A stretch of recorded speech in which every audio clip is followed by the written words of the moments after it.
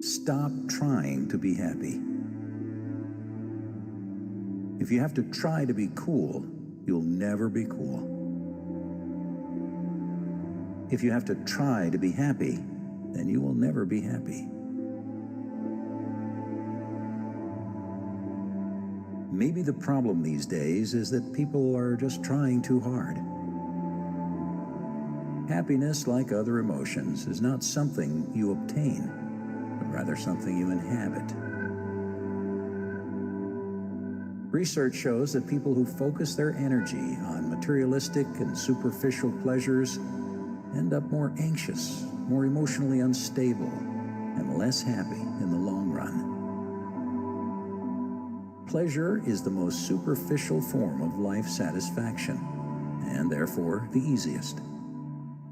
Pleasure is what's marketed to us. It's what we fixate on. It's what we use to numb and distract ourselves. But pleasure, while necessary, isn't sufficient. There's something more.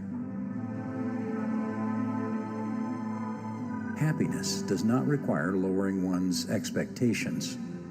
People are becoming unhappier because we're all narcissistic and grew up being told that we're special, unique snowflakes who are going to change the world.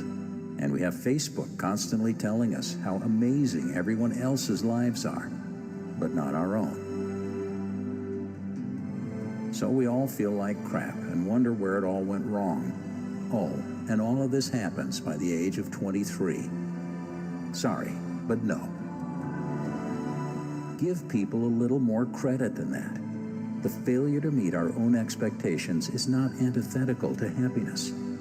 And I'd actually argue that the ability to fail and still appreciate the experience is actually a fundamental building block for happiness. If you thought you were going to make $100,000 and drive a Porsche immediately out of college, then your standards of success were skewed and superficial. You confused your pleasure for happiness, and the painful smack of reality hitting you in the face will be one of the best lessons life ever gives you. The lower expectations argument falls victim to the same old mindset, that happiness is derived from without. The joy of life is not having a $100,000 salary. It's working to reach a $100,000 salary, and then working for a $200,000 salary, and so on. So I say raise your expectations, elongate your process. Lay on your deathbed with a to-do list a mile long and smile at the infinite opportunity granted to you. Create ridiculous standards for yourself and then savor the inevitable failure. Learn from it, live it. Let the ground crack and the rocks crumble around you, because that's how something amazing grows, through the cracks. Happiness is not the same as positivity. Chances are you know someone who always appears to be insanely happy, regardless of their circumstances or situation. Chances are this is actually one of the most dysfunctional people you know. Denying negative emotions leads to deeper and more prolonged negative emotions and emotional dysfunction. It's a simple reality. Shit happens. Things go wrong. People upset us. Mistakes are made and negative emotions arise, and that's fine.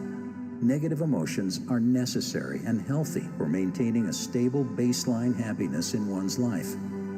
The trick with negative emotions is to, number one, express them in a socially acceptable and healthy manner. And number two, express them in a way which aligns with your values.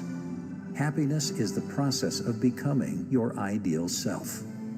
Completing a marathon makes us happier than eating a chocolate cake. Raising a child makes us happier than beating a video game. Starting a small business with friends and struggling to make money makes us happier than buying a new computer. And the funny thing is that all three of these activities above are exceedingly unpleasant and require setting high expectations and potentially failing to always meet them. Yet, they are some of the most meaningful moments and activities of our lives. They involve pain, struggle, even anger and despair. Yet once we've done them, we look back and get misty-eyed about them. Why? Because it's these sorts of activities which allow us to become our ideal selves. It's the perpetual pursuit of fulfilling our ideal selves which grants us happiness, regardless of superficial pleasures or pain, regardless of positive or negative emotions. This is why some people are happy in war and others are sad at weddings. It's why some are excited to work and others hate parties. The traits they're inhabiting don't align with our ideal selves. The end results don't define our ideal selves. It's not finishing the marathon that makes us happy. It's achieving a long-term goal that does. It's not having an awesome kid to show off that makes us happy, but knowing that you gave yourself up to the growth of another human being that is special. It's not the prestige and money from the new business that makes you happy. It's the process of overcoming all odds with people you care about. And this is the reason that trying to be happy inevitably will make you unhappy. Because to try to be happy implies that you're not already inhabiting your ideal self. You're not aligned with the qualities of who you wish to be. After all, if you were acting out your ideal self, then you wouldn't feel the need to try to be happy. Cue statements about finding happiness within and knowing that you're enough. It's not that happiness itself is in you. It's that happiness occurs when you decide to pursue what's in you. And this is why happiness is so fleeting. Anyone who has set out major life goals for themselves only to achieve them and realize that they feel the same relative amounts of happiness and unhappiness knows that happiness always feels like it's around the corner, just waiting for you to show up, no matter where you are in life. There will always be that one more thing you need to do to be extra especially happy. And that's because our ideal self is always just around that corner, always 3 steps ahead of us. We dream of being a musician, and when we're a musician, we dream of writing a film score. And when we write a film score, we dream of writing a screenplay. And what matters isn't that we achieve each of these plateaus of success, but that we're consistently moving towards them. Day after day, month after month, year after year, the plateaus will come and go.